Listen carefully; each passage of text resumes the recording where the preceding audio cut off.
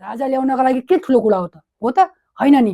खुन सहमति अनुसार राजा ल्याउन सकिन्छ होला नि, यो पनि अलिकति एउटा पक्ष हुन सक्छ। त्यसैले कति अहिले अर्को मौका आएको छ राजा ल्याउनको लागि, किनभने अलिकति लामो भिडियो हुन सक्छ, अन्तिम समयहरू होला। किनभने हामीले राजावादी भन्दा बित्तिकै हलोमा भोट हाल्नुपर्छ भन्ने अहिले चुनाव आइरहेको छ।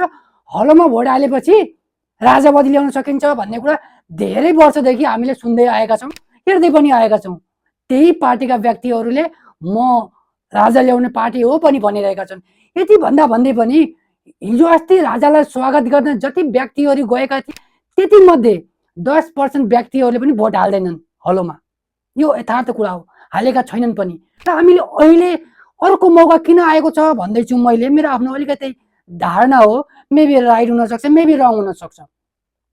हामीले अहिले अलिकति बहुमत ल्याएपछि राजा ल्याउन सहजता हुन्छ भन्ने कुरा सबैलाई थाहा छ। जसले एमाले काङ्ग्रेस माओवादी बाहेक अरू पार्टीले, स्पेसली रासपाले अहिले अलिकति जसरी अहिले रासपाको चहल पहल घन्टीको माहौल छ त्यस अनुसार हामीले घन्टीलाई बहुमत दिउँ भनेपछि सायद घन्टी या रासपाले ल्याउन सक्छ कि राजा। किनभने हिजो या अस्ति एउटा इन्टरभ्यूमा स्वर्णिम वाग्लेले भनेका छन् हामी राजा मान्दैनौँ पनि भनेका छैनन्, हामी यो संविधानलाई मान्छौँ भनिरहँदा अलिकति त्यहाँबाट डिकोड गऱ्यौँ भनेपछि, या रवि लामिछानेको कुरा गरौँ या बालिन शाहको कुरा गरौँ, उनीले राजाप्रतिको केही सानोतिनो टिप्पणी जसरी केपी शर्मा ओली, प्रचण्ड देउवाले खरो आपत्ति जनाउँछन् राजा ल्याउने विषयमा, त्यसरी उनीहरूले आपत्ति जनाएका छैनन्। तसर्थ हामीले अहिले राजसपालाई अलिकति बहुमत दिउँ भनेपछि, पछि गएर बहुमत आयो भनेपछि हामीले या राजावादीले या राजा स्वयंले अलिकति अग्रसरता देखायो भने राजा ल्याउनका लागि के ठुलो कुरा हो त होइन नि।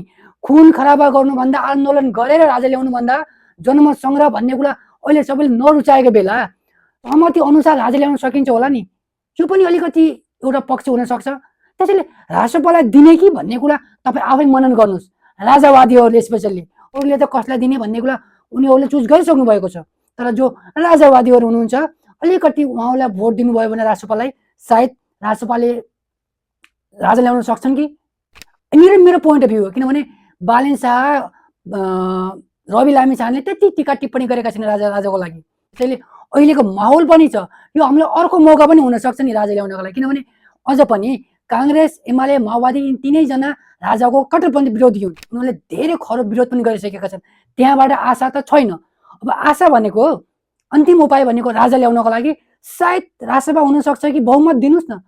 सायद यतिका वर्षमा त हामीले ट्राई गरेका हौँ अरूलाई, यतिका वर्षमा हलोलाई हामीले विश्वास गरेका हौँ, हलोलाई